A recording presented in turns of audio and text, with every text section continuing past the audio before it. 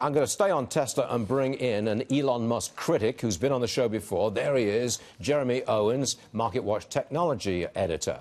You still say that Musk has got to go if the company stays public, right, Jeremy?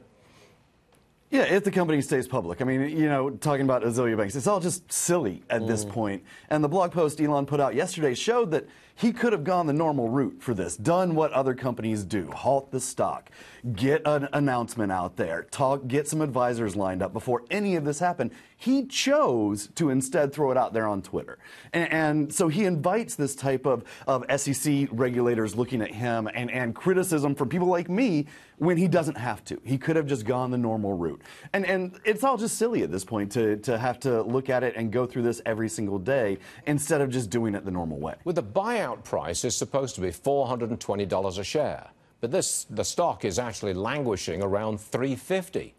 That tells me that he's having a very hard time getting people to invest, what is it, 58 or $60 billion to take this company private. I mean, why would you put money into a money-losing operation which pays no dividend or interest? Why would you do that when the CEO's behaving like this?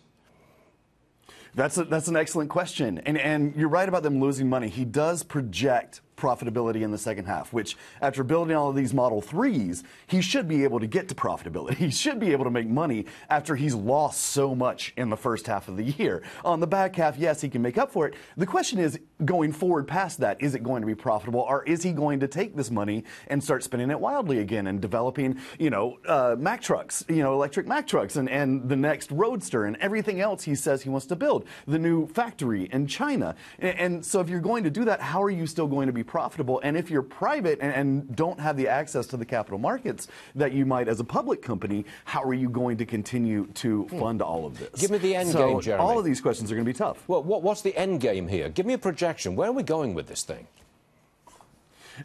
We're going to see how this plays out. At this point, I don't want to project anything for Tesla past the close today, because who knows what Elon's going to tweet out, who knows what he's going to blog tomorrow morning. And that's one of the concerns any investor should have going into this company, is you just don't know what's going to happen tomorrow.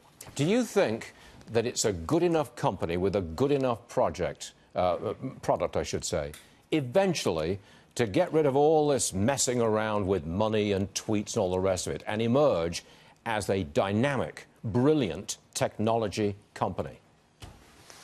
Well, it's a car company, not a technology company. But yes, it could emerge as that. If it really puts everything onto making these cars, selling these cars at what it promised, and continuing down that path and just doing it operationally. Yes, the elements are there for it to be a very successful company.